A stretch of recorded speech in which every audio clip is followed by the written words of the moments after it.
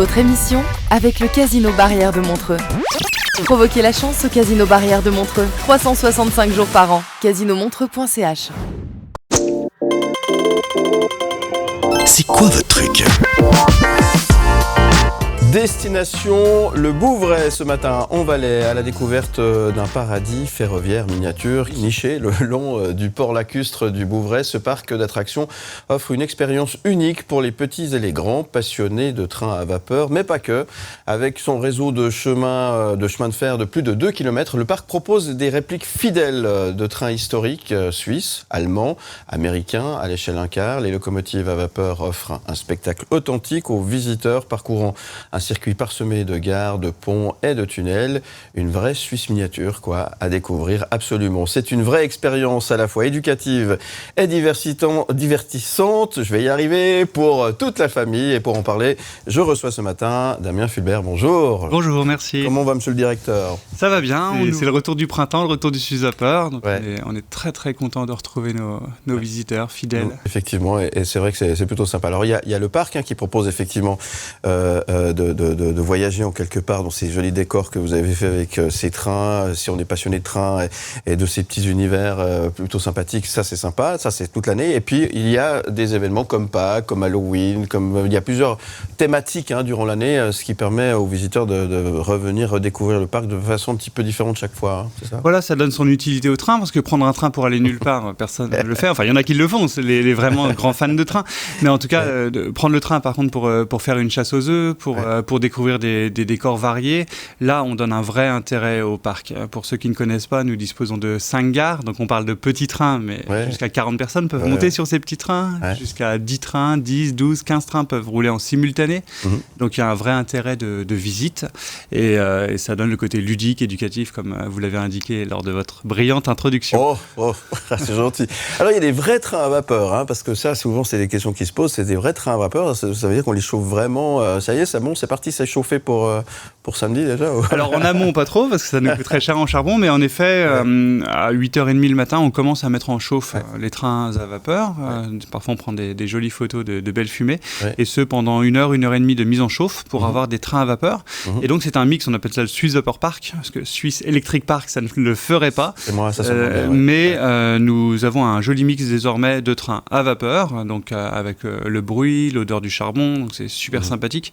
Et à côté de ça, c'est contrebalancé par des trains électriques qui sont eux silencieux et très agréables également à la conduite et pour les passagers. Ouais. Alors c'est pas que pour les enfants, parce que moi je peux vous le dire, j'y suis allé plusieurs fois, il y a beaucoup d'adultes et les adultes s'amusent comme des enfants par contre. C'est là qu'on voit qu'on est enfant à tout âge en quelque sorte. C'est là que c'est gagné, en effet. Lorsque les adultes se mettent à crier chouchou sur le train, en général, c'est que la journée est bonne.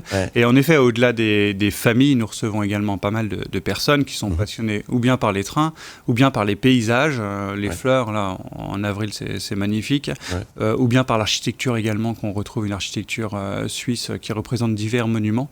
Et donc, ça fait un mix assez sympa. Au bord du lac, vous l'avez indiqué également, au bord du lac au Bouvray. C'est le paradis, c'est simple. Alors, c'est en quelque sorte comme si on était dans une maquette de train, c'est ça ? C'est ça, à la base c'est juste une maquette et c'est pour ça que tous les ans il y a des nouveautés parce que le maquettiste veut toujours agrandir ou améliorer sa maquette. C'est ça. D'ailleurs, elle s'est bien agrandie cette maquette. Le Swiss Vapor Park s'est agrandi, il y a un circuit qui s'est agrandi aussi, qui permet de faire un tour de plus.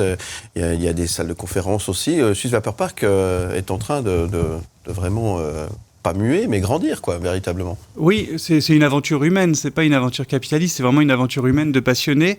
Ce qui fait qu'en effet, il y a 35 ans, on prenait un train et puis on faisait un tour d'1 quart d'heure et basta. Désormais, nous disposons de 5 gares différentes, toutes avec une utilité, ou bien il y a une longue crémaillère, ou bien un très long tunnel de 60 mètres, des diverses terrasses. On a une très jolie terrasse sur le lac Léman, ça c'est la nouveauté cette année, et puis une salle de conférence qui fait un petit peu oublier le quotidien du parc. Vous êtes dans la salle de conférence, vous travaillez, vous célébrez un événement, et vous ressortez, vous prenez un train. Et ce qui fait qu'on arrive désormais vraiment à proposer un produit très complet pour tout le monde. Ouais. Il y a un musée qui se prépare.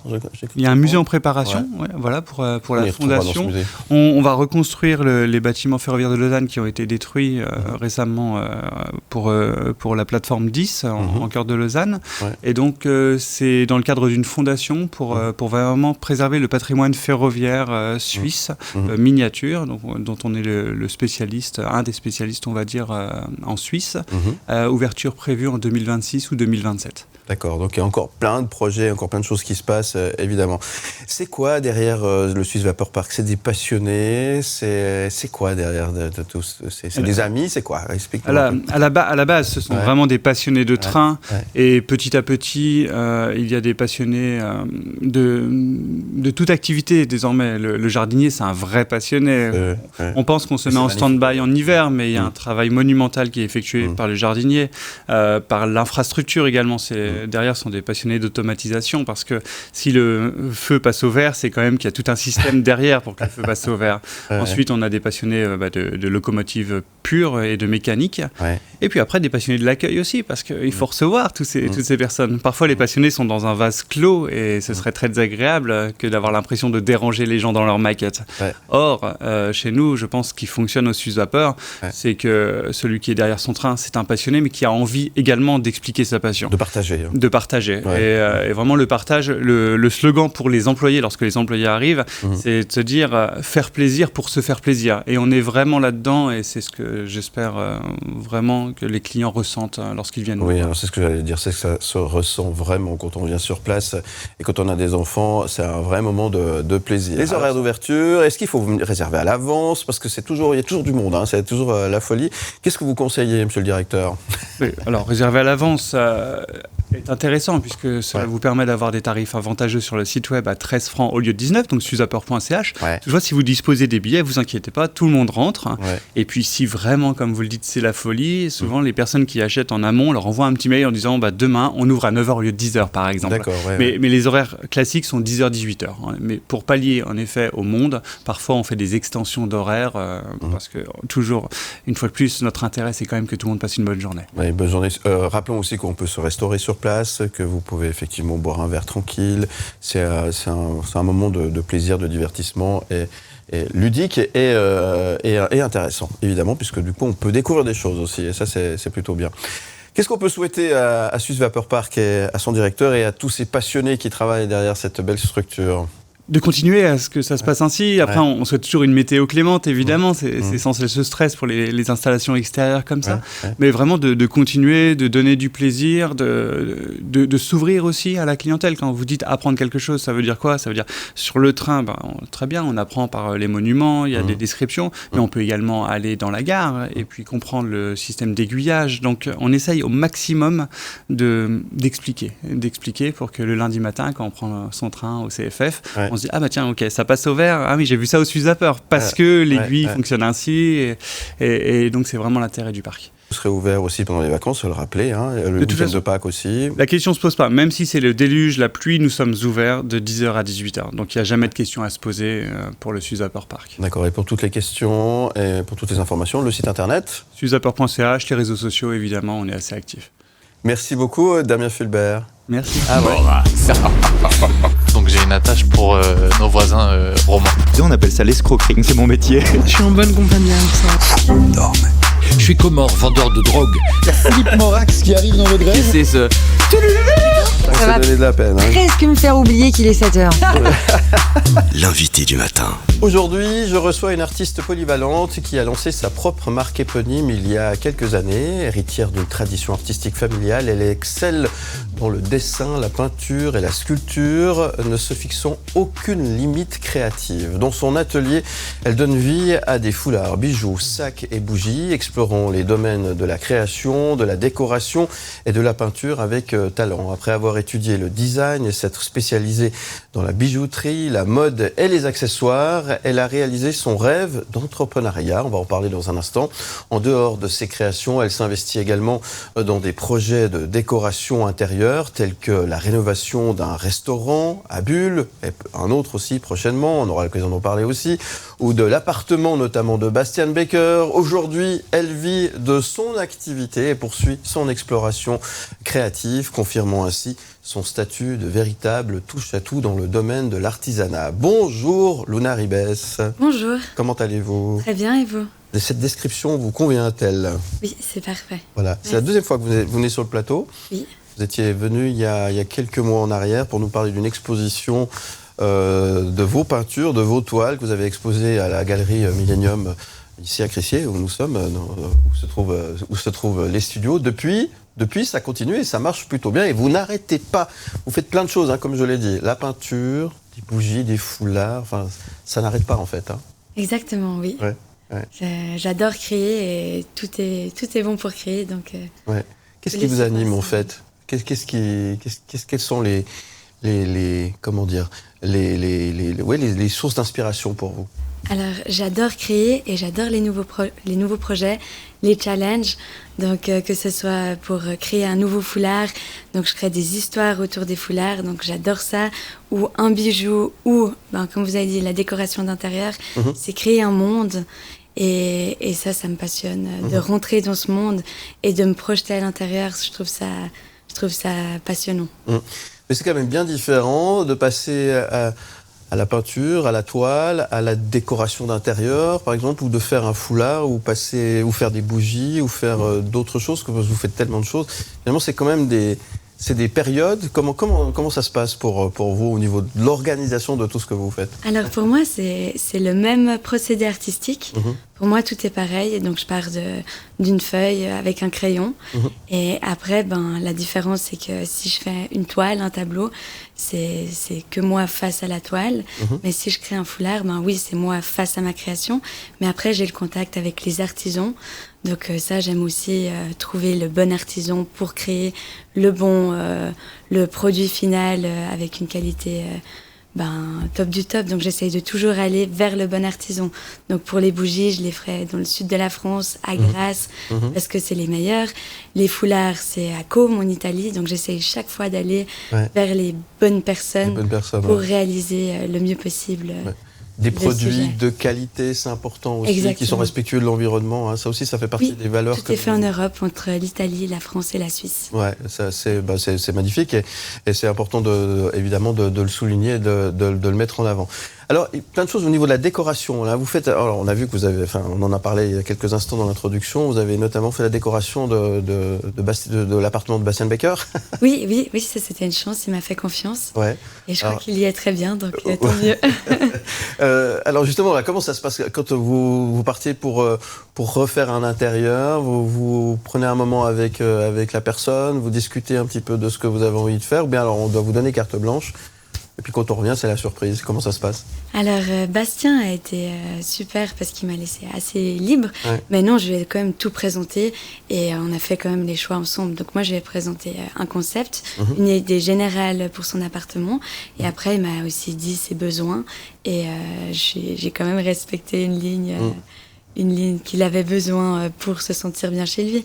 Mais ça, c'est particulier parce que c'est une décoration d'intérieur pour une personne, mais c'est vrai qu'un restaurant, j'arrive avec plus une idée générale. Par exemple, le Globe à Bulle, c'est le voyage, donc c'est un tour du monde, vous avez des maps monde, et là, le futur restaurant qui va ouvrir, ça c'est encore... justement, là, il y a un projet en cours, vous êtes dessus. Alors, ça sera où ? Ça, c'est Vallon-de-Villars, ça s'appelle le Montagnard. Donc, ça va bientôt ouvrir mi-mai, donc je me réjouis. Et ça, c'est un restaurant de montagne, donc fallait respecter le côté... traditionnel, mais revisité. Donc du logo, mon frère a fait le logo, donc c'est une narcisse, parce que c'est vraiment là-bas les narcisses, c'est des fleurs, elles sont protégées. Et après en fait on retrouve à travers le restaurant cette narcisse qui va sur tout, si vous voulez, les papiers peints sont faits sur mesure, le tissu est fait sur mesure. Ça vient de leitmotiv de tout se retrouve, toute la pattern se retrouve dans le restaurant. Donc c'est chouette, il y a vraiment une ligne conductrice. Voilà, ça fait partie de votre actualité du moment, mais il y a plein d'autres choses aussi qui se préparent. Vous êtes sur tous les fronts à tout moment. Vous avez un besoin un peu hyperactif comme ça, non ? Oui, peut-être. Disons qu'on peut tout créer, donc on a envie de toujours créer. Mais oui, là en ce moment, je crée une grande toile, elle fait 3 mètres sur 1,20, pardon, 1,80. Donc ça, c'est aussi un gros challenge. Donc c'est vrai qu'il y a plein de choses, plein de projets en même temps. Et il faut travailler sur tous les projets en même temps. Mais moi, ça me convient très bien de travailler sur plusieurs choses en même temps. Ça ouvre l'esprit, en fait. Voilà. Et puis, vous aimez aussi partager. Si je vous parle, par exemple, de Marine, qui est votre meilleure amie. Hein. Oui, c'est mon amie d'enfance, Marine. Voilà. Donc c'est vraiment mon Marine, amie de toujours.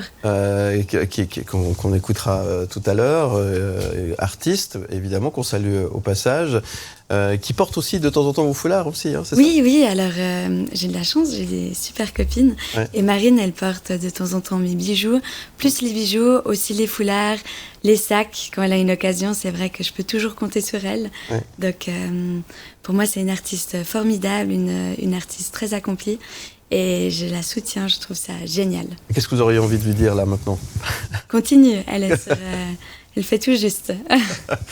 Et à son frère, Bastien Baker, qu'est-ce que vous lui diriez s'il était avec nous ce matin ? Que c'est magnifique. La carrière qu'il fait, il peut être fier de lui. C'est vraiment formidable. Et puis si vous aviez Luna Ribes devant vous, qu'est-ce que vous lui diriez ? Courage, continue. C'est vrai ? Oui, non, franchement, moi je vis mon rêve et je souhaite que ça continue et d'avoir toujours des projets toute ma vie. J'espère vraiment que c'est ça dans le design, pour ma marque ou pour la peinture. J'espère vraiment pouvoir faire toute ma vie ces choses.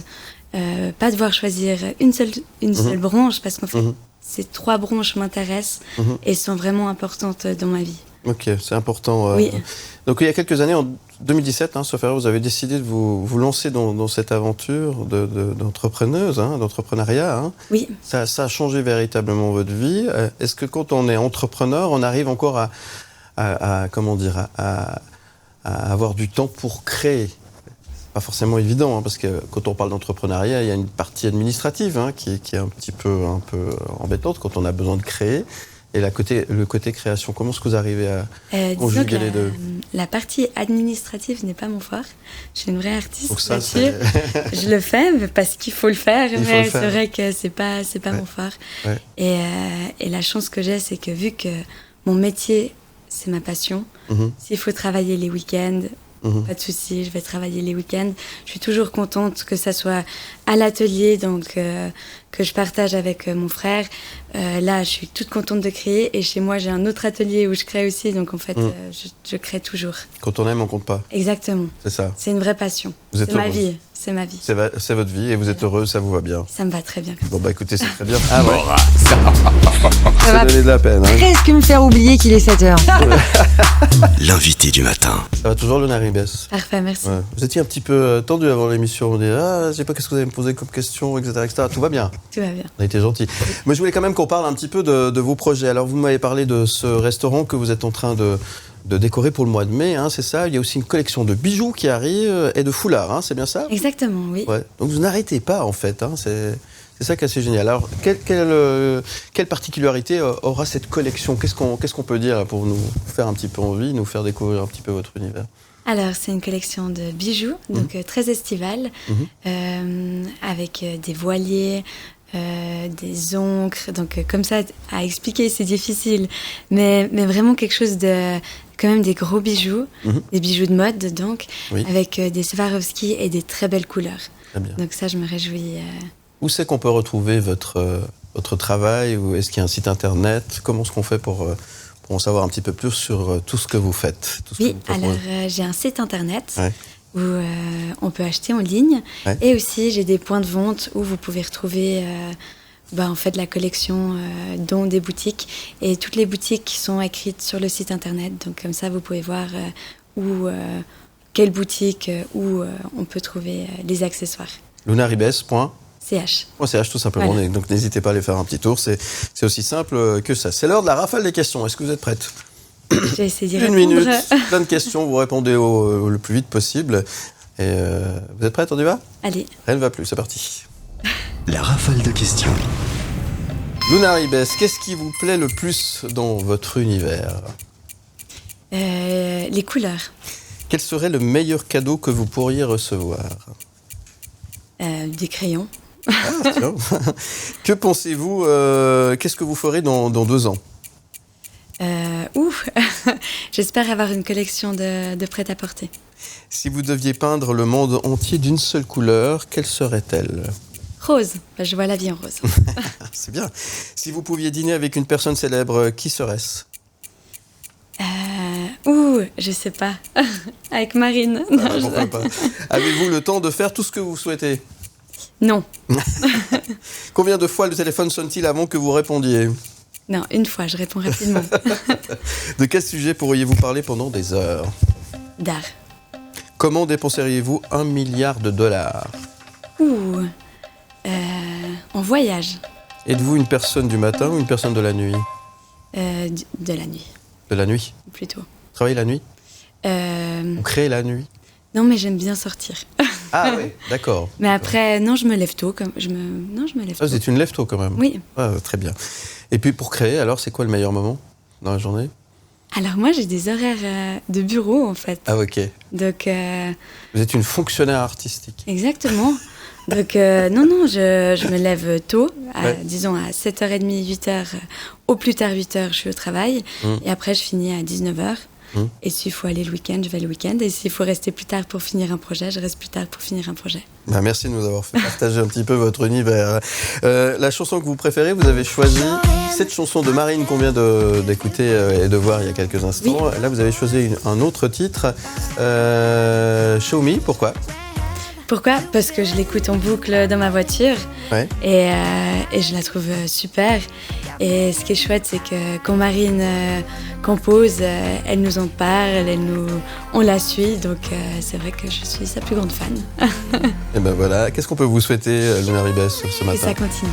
Alors on vous le souhaite, on vous dit bravo, on vous dit merci d'être venu ce matin, bon vent pour la suite. Merci. Et à très bientôt sur M et sur Canal+. Balance ton sport. Balance ton sport, les news, avec un volet spécial sur la patrouille des glaciers. Ça se déroule du 15 au 21 avril prochain. Cette mythique course patrouille des glaciers se tiendra entre Zermatt, Verbier, en passant par Arolla et donc ce sens-là. J'ai dit des bêtises tout à l'heure, je me suis fait tirer les oreilles. On en parle avec le lieutenant-colonel Cédric Dubuis qui est avec nous. Merci d'être là, lieutenant-colonel, pour nous parler de cette course patrouille des... Et c'est une course, on appelle ça une course ? Oui, c'est une course. C'est une course. La patrouille des glaciers, c'est mythique, hein, c'est quelque chose, on le disait tout à l'heure, qui demande un maximum de préparation. J'imagine qu'on va en parler avec Léo de Garrigue. Mais la préparation, comment on se prépare à une course comme ça finalement ? On ne peut pas partir demain matin en se disant je m'inscris à la PDG la semaine prochaine. Non, voilà, c'est ça. Non mais ça, quand vous formez une patrouille, au départ, vous choisissez quatre compères, 4 copains. Je dirais que c'est une affaire de copains, mais ça peut aussi être des copines, ça peut être un mix, puisqu'on est aux femmes. Et puis vous discutez, puis vous faites un plan, puis ça, moi je pense qu'il faut vraiment partir plus d'1 année à l'avance. Ah ouais, quand même. Ah ouais. Il faut se faire le trophée du Muvran, par exemple, pour s'entraîner. Mais comme toute course, il faut se préparer. Je pense que c'est la même chose. Je pense pas qu'on part dans une course de montagne en se disant la semaine prochaine je pars en montagne, quoi. Il faut, et puis ça s'anticipe. Puis toute cette période, c'est une belle aventure. Et puis alors on part à 4. Il faut quoi ? Au départ, on doit donner 4 noms, mais à la fin il y en a que 3 qui partent. D'accord, ok. Donc il y a une grande préparation là aussi, mentale. Oui. Ça c'est important. Oui, parce que dans l'effort, il faut avoir une bonne résilience.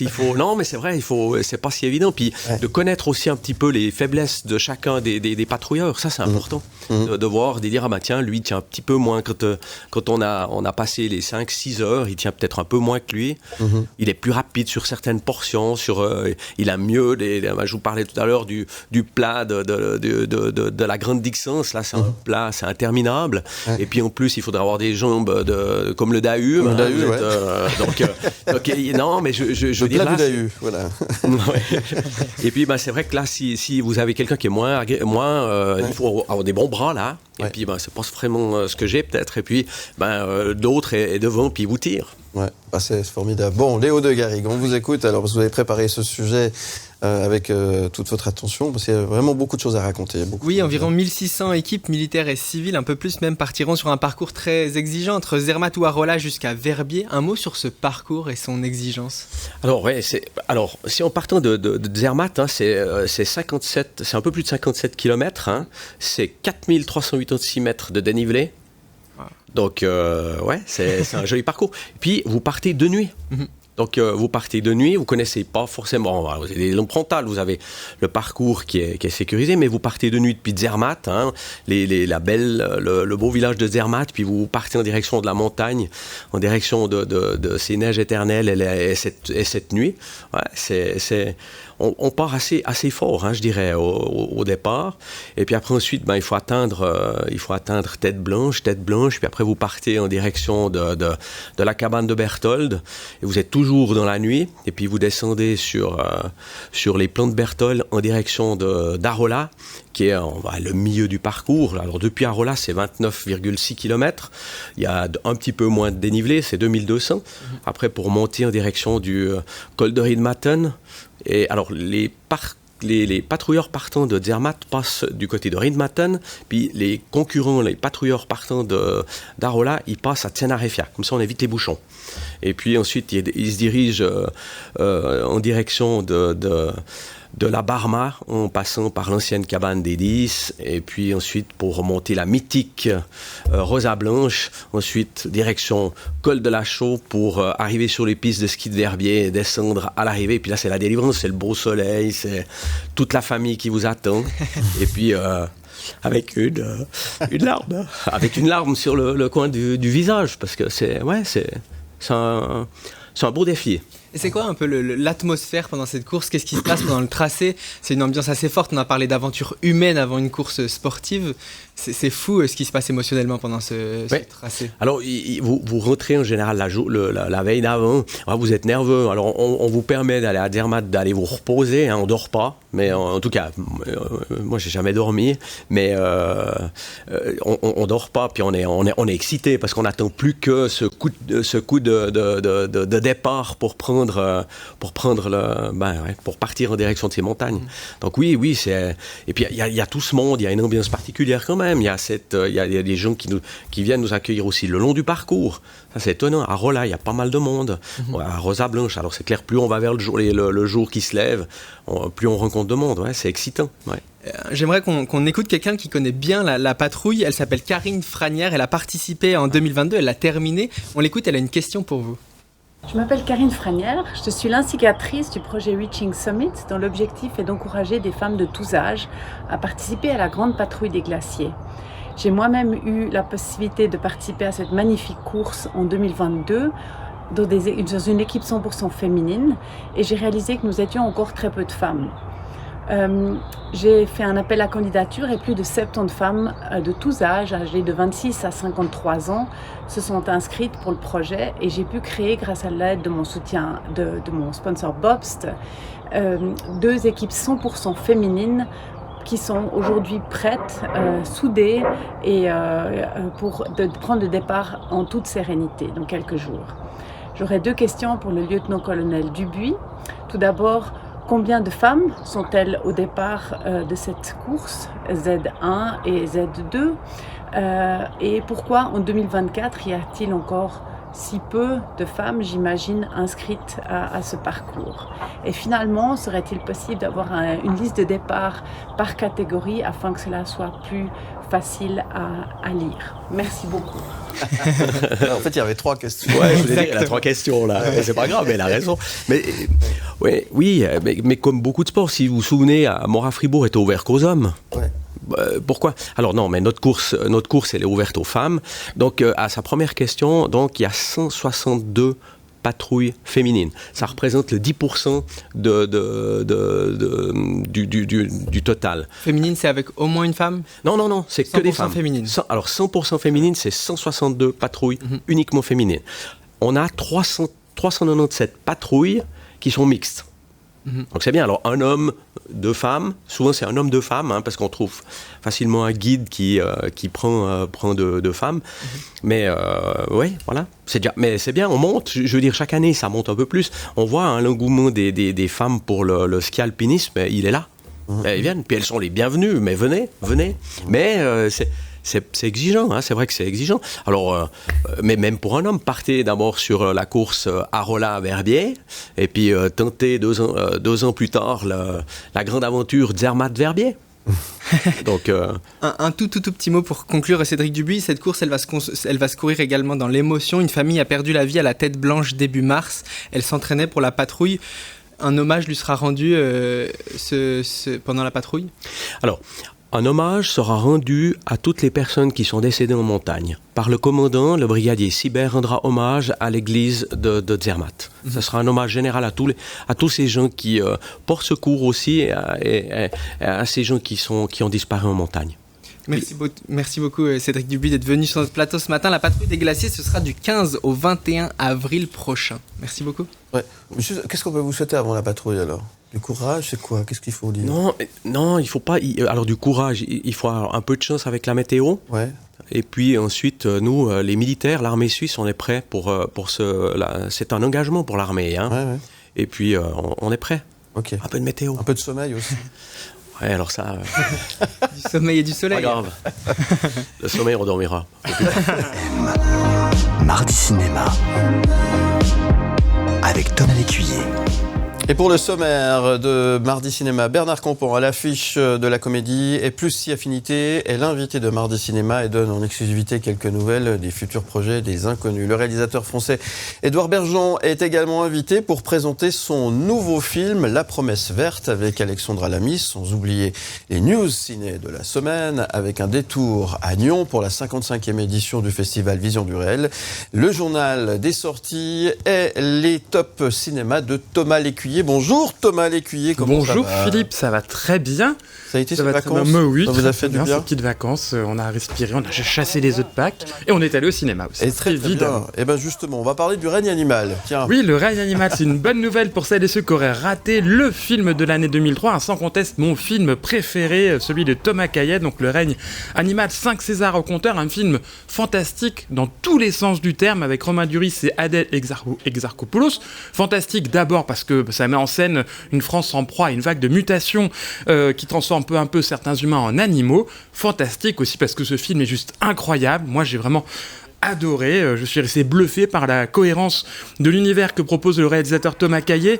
Il y a des créatures magnifiques, parfois attachantes, parfois effrayantes. Les références sont très nombreuses dans ce film. On pense à Tim Burton, à Stephen King, on pense à plein de choses. C'est un film très maîtrisé, par moments palpitant, par moments poétique, touchant.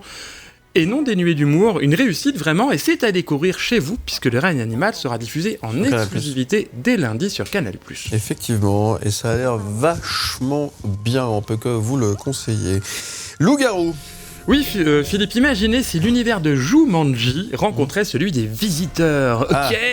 Alors, c'est plus ou moins la promesse de Loup-garou, l'adaptation ciné française du célèbre jeu de société, avec Franck Dubosc et Jean Reno.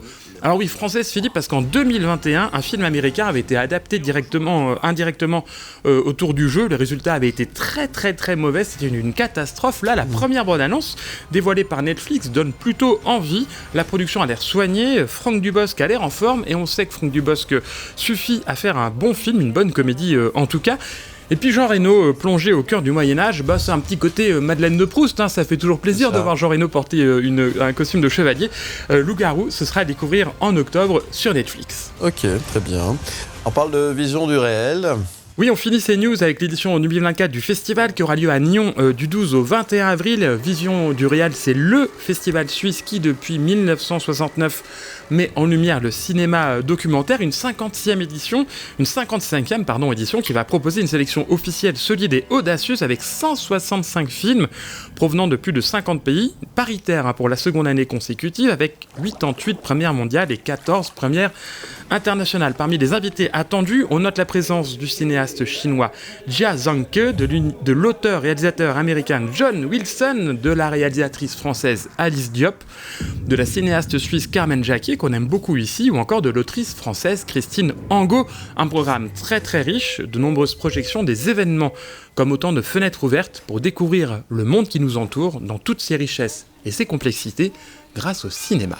Vision vraiment du réel du 12 au 21 avril du côté de Nyon. On parle des films à l'affiche cette semaine, dès demain, dans vos salles obscures, et on commence avec Blackbird, Blackberry. Une grosse semaine de sorties, Blackberry d'Hélène Naveriani, qui a remporté il y a quelques semaines le Quartz du meilleur film suisse de fiction lors de la cérémonie du cinéma suisse, donc la plus haute distinction du cinéma suisse. Un drame intime, onirique, parfois décalé, qui suit le parcours d'Hétéro, une femme qui approche la cinquantaine et qui tient une épicerie dans un petit village reculé de Géorgie. Hétéro, elle est indépendante, solitaire, et elle découvre tardivement l'amour et la sexualité. Tout cela va évidemment changer sa façon d'envisager ses relations aux autres, mais aussi son avenir. Et puis elle va devoir faire face au commérage des femmes de sa communauté et aux fantômes des figures patriarcales de sa famille. Très bien, à voir donc dès demain dans les salles, et on en reparlera prochainement, évidemment, avec le cinématographe qui propose une rétrospective autour de la cinéaste Elena Naveriani. Très bien, rendez-vous est pris. Allez, Kingsland également au programme cette semaine avec ce film qui sort aussi demain sur les écrans. Oui, on quitte la Géorgie pour le royaume maudit du Danemark qui a tant inspiré les plus grands comme Shakespeare. Kingsland nous plonge en 1755 aux confins du royaume. Le capitaine Ludwig Kallen, interprété par Mads Mikkelsen, toujours impeccable et magistral, part à la conquête d'une lande danoise réputée incultivable avec un objectif impossible, établir une colonie au nom du roi en échange d'un titre de noblesse. Son ambition bornée va rencontrer un adversaire de taille, l'impitoyable seigneur de la région, qui va chercher sans relâche à faire barrage au dessein du capitaine. Son entreprise de conquête va lui apporter soit la richesse, soit lui coûter la vie. Bref, un film de bonhomme à découvrir dès demain. C'est noté. Rosalie. Un autre personnage fascinant à découvrir dès demain dans les salles, c'est Rosalie, dans le film du même nom, signé Stéphanie Di Giusto. Rosalie, c'est une jeune femme de la France des années 1870, mais ce n'est pas une jeune femme comme les autres, car elle cache un secret. Depuis sa naissance, son visage et son corps sont recouverts de poils. Bref, c'est une femme à barbe, de peur d'être rejetée. Elle a toujours été obligée de se raser après le bouleversant portrait de la danseuse Louis Fuller, réalisé en 2016 avec la chanteuse Soko dans le rôle de cette artiste atypique qui a influencé la danse d'une manière assez majeure. Stéphanie Di Giusto propose un nouveau portrait de femme forte et riche de sa différence et de sa dissonance. Le film s'inspire d'un personnage réel, Clémentine Delay, une célèbre femme à barbe du début du XXe siècle. Mais c'est pas un film de créature, c'est pas un film sur une freak, sur un monstre, c'est un film, c'est avant tout une magnifique histoire d'amour portée par Nadia Terexiewicz, difficile à prononcer, pardon, excusez-moi Nadia, dans la peau de cette jeune femme atypique, et le personnage d'Abel qui va l'épouser, joué par un Benoît Magimel bouleversant. Moi je suis fan de Benoît Magimel, il est encore incroyable dans ce rôle. Nous reparlerons d'ailleurs de Rosalie la semaine prochaine avec sa réalisatrice Stéphanie Di Giusto qui sera notre invitée. Ça tombe pile poil, j'ai envie de dire. Allez, on enchaîne avec Sidonie au Japon.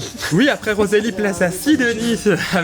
Sidonie au Japon, c'est un film franco-suisso-japonais d'Élise Girard avec Isabelle Huppert dans le rôle d'une autrice à succès qui se rend au Japon à l'occasion de la ressortie de son best-seller. Alors, son éditeur japonais se plie en quatre pour lui faire découvrir les plaisirs de la vie nippone. Il l'emmène à Kyoto, la ville des sanctuaires et des temples.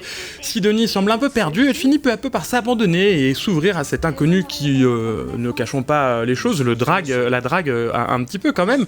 Mais le fantôme de son mari, sur lequel elle croit tomber nez à nez, la poursuit sans cesse. Elle va devoir apprendre à se défaire du passé pour s'autoriser à aimer à nouveau, une sorte de Lost in Translation sauce Huppert. Très bien. Sauce Huppert. Oui, on avait compris.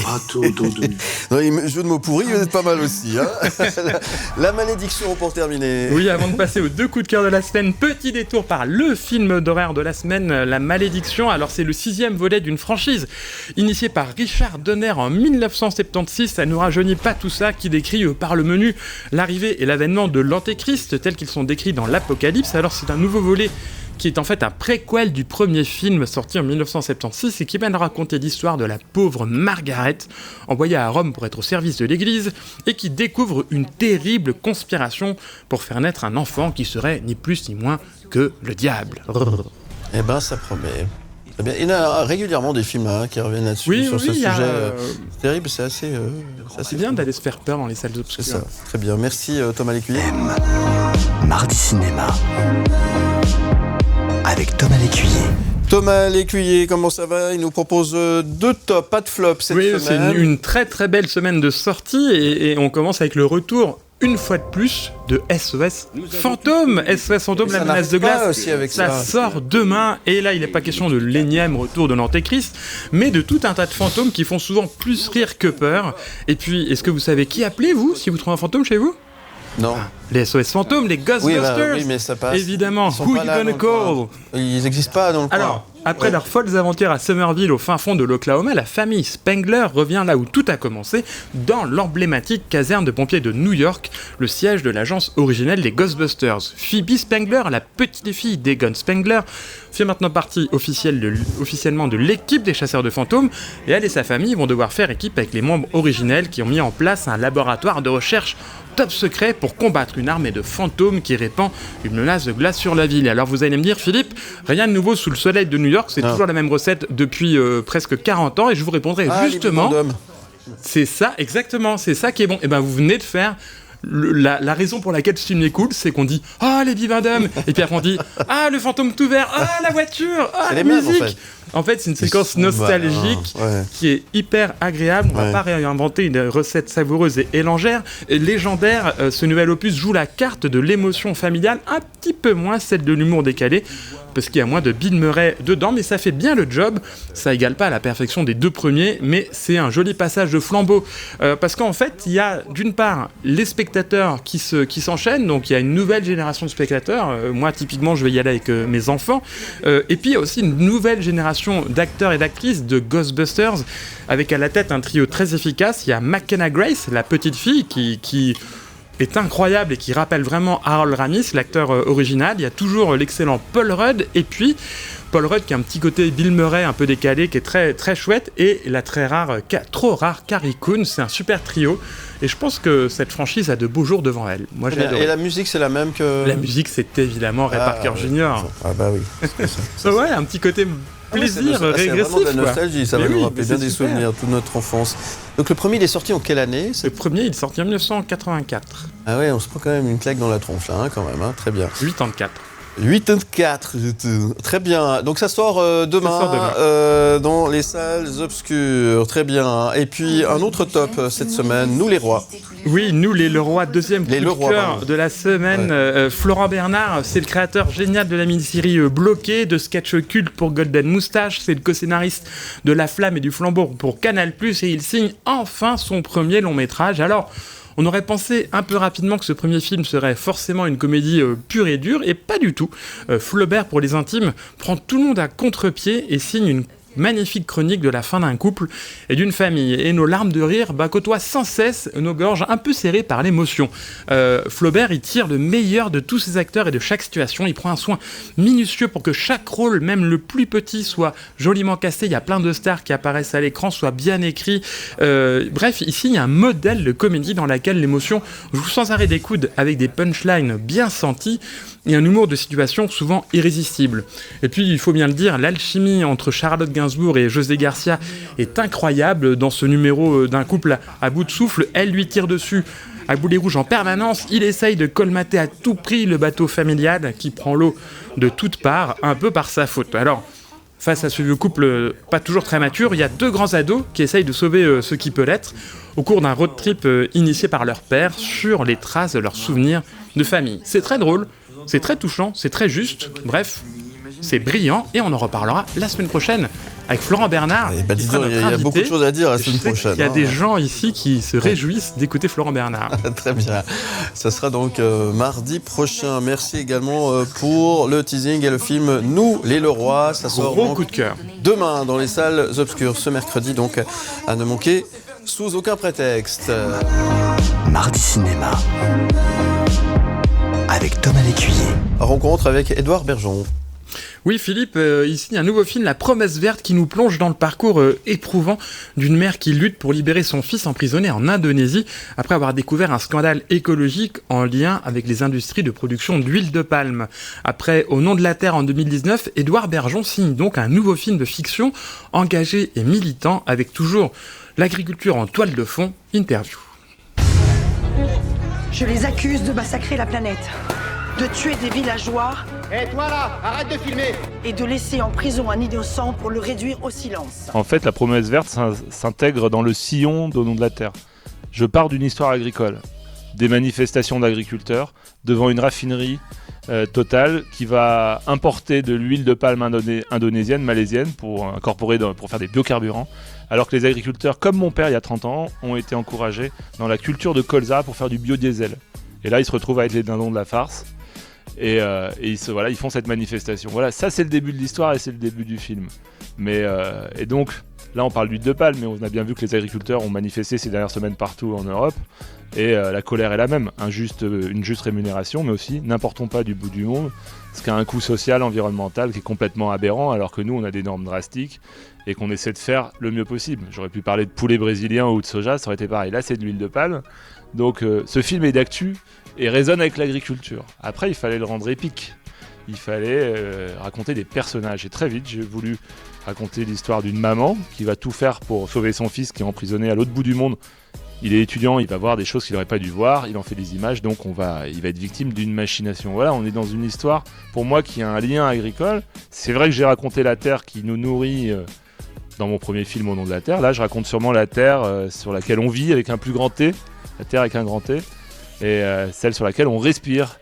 Et ça a beau se passer à l'autre bout du monde, la forêt primaire qu'on voit être détruite dans le film, et ben elle nous concerne puisque c'est le poumon de notre planète. Écoute attentivement. J'entends rien. Parce qu'il n'y a rien à entendre. Plus d'oiseaux, plus d'insectes, plus d'orang-outans, plus rien. Je suis engagé, la vie elle est pas simple. Moi elle m'a pas fait de cadeau, mais comme beaucoup. Et quand j'ai perdu mon père jeune, j'ai décidé sûrement avec l'éducation que mes parents m'ont transmise, avec un stylo, une caméra, mettre en lumière des inégalités et des moments de joie et la beauté de la nature et la nature qui est abîmée, qui est détruite. Je l'ai fait avec ma caméra en tant que journaliste, documentariste, et je continue de le faire avec le cinéma. J'ai toujours deux jambes comme vous, mais j'ai une jambe dans le documentaire toujours et une jambe dans la fiction. Tout ça sans avoir fait forcément d'école, mais j'aime bien aller explorer et puis m'entourer d'une équipe compétente et ensemble qu'on aille découvrir des nouveaux territoires et qu'on puisse justement passer des messages par de l'émotion, par des personnages, par de l'humain. Et c'est pour ça que je suis très heureux d'avoir une comédienne comme Alexandra Lamy, puisque elle est la synthèse de tout ça. C'est une fille qui vient de la campagne comme moi, qui vient de la télé comme moi, et qui est populaire. Et moi je fais un cinéma populaire, donc d'avoir une comédienne populaire, elle parle à Madame Tout-le-Monde. Elle est Madame Tout-le-Monde, dans le film. C'est une héroïne du quotidien qui a accepté de ne pas se maquiller, de s'abîmer, de se fatiguer, de porter le rôle comme incroyablement bien et on s'identifie à elle. Quand on est un papa, une maman, on se dit mais ça pourrait m'arriver. Et c'est ça la promesse verte. C'est d'abord des comédiens et des comédiennes avant de raconter des problématiques environnementales, de déforestation, de lobbying. Au départ, cette maman qui est prof d'anglais, Madame Tout-le-Monde, elle est loin de s'imaginer qu'il y a tout ça derrière les étiquettes des aliments qu'elle va acheter quand elle va savoir qu'il y a de l'huile de palme. La promesse verte d'Édouard Bergeon avec notamment, on l'a dit, Alexandra Lamy, Félix Moati, et c'est à découvrir absolument dans les salles. C'est un très beau film. Oui, et puis ça donne l'occasion de réfléchir, effectivement, peut-être de regarder à deux fois sur les étiquettes des produits qu'on achète, entre autres. Mardi Cinéma avec Thomas Lécuyer. Et plus si affinité avec Bernard Campan, rencontre interview dans Mardi Cinéma avec Thomas qui a rencontré Bernard Campan. C'était notamment à l'occasion des rencontres 7e art. Oui, tout à fait. Il était de passage à Lausanne, une ville qu'il affectionne particulièrement puisque c'est celle de son grand ami, le philosophe Alexandre Jolien, avec qui il a d'ailleurs signé un film magnifique en 2022 qui se passe en grande partie à Lausanne. Ça s'appelle Presque. Je vous invite à le découvrir si vous ne l'avez pas encore vu. Cette fois, Bernard Campan retrouve une comédienne avec qui aussi il adore jouer, Isabelle Carré. Et le duo fait mouche dans cette comédie et plus ses affinités qui aborde sous ses airs légers de nombreux sujets complexes comme la perte du désir, l'usure dans le couple et les différentes perceptions de la sexualité. Interview. Eh bien bonjour, c'est Bernard Campan sur M le Média. J'avais jamais autant ri à la lecture d'un scénario. En lisant le scénario, en riant comme j'ai ri, je me suis dit j'avais qu'une envie, c'était d'y aller.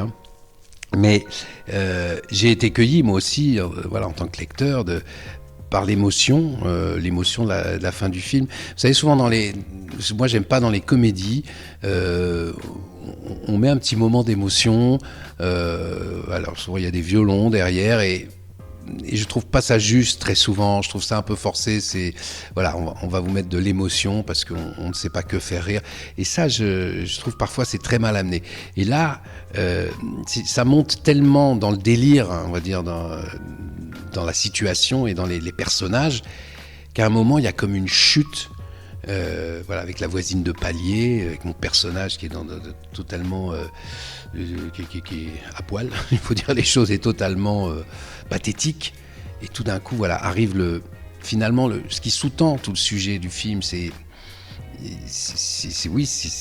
la difficulté d'aimer dans le couple. C'est pas seulement la difficulté d'avoir une sexualité épanouie, mais c'est la difficulté de l'amour du couple. Et voilà. Et c'est vrai que ce film, à la fin, donne beaucoup d'émotion et de tendresse. Et du coup, avec Isabelle, on se retrouve dans un moment d'émotion tous les deux, comme on l'a déjà vécu avec ce souvenir des belles choses, par exemple. Qu'est-ce que c'est pour qui ? Mais on reçoit les voisins. Les voisins ? Pablo me faisait beaucoup rire, Isabelle me fait rire, puis m'épate, et Julia aussi était beaucoup de finesse, a beaucoup de finesse dans son jeu, et on s'appréciait beaucoup. Donc ça, c'est très important. Il faut arriver à s'amuser et puis de faire attention à pas aller trop loin dans l'amusement, parce que on peut chercher à faire rire l'autre, on peut chercher à déstabiliser son partenaire, mais avec beaucoup d'amour, mais on cherchait quand même à le déstabiliser, ça fait partie du jeu, et il faut faire attention à pas aller trop loin, parce qu'il faut quand même rester dans les personnages. On pratique le sexe en groupe. Chacun ses hobbies en même temps, Moi c'est la flûte. Jusqu'où ça peut aller ? Entre autres mon personnage, mais même le personnage d'Isabelle, est-ce qu'elle va... On sent qu'elle est tangente par rapport aux propositions, on va dire plus ou moins indécentes des voisins. On sent qu'elle est tentée, ce qui d'ailleurs agace prodigieusement mon personnage. Donc c'est jusqu'où ça va aller cette histoire. Et quand mon personnage pète un câble, comme on dit, et commence à se mettre à nu, au sens propre, oui, on se dit ça peut aller très très loin. Donc c'est un suspense de comédie finalement. La nuit ne fait que commencer. Et plus si affinité, ça c'est sympa. Oui, à savourer actuellement en salle, très très sympa, avec une touche d'émotion vraiment qui m'a surpris et qui est très très réussie dans ce film. Puis Philippe, j'ai pas pu résister à l'envie de demander à Bernard Campan des nouvelles de ses compères Didier Bourdon et Pascal Légitimus, alias des Inconnus. Et surtout des nouvelles d'un futur projet commun du trio, comme autrefois.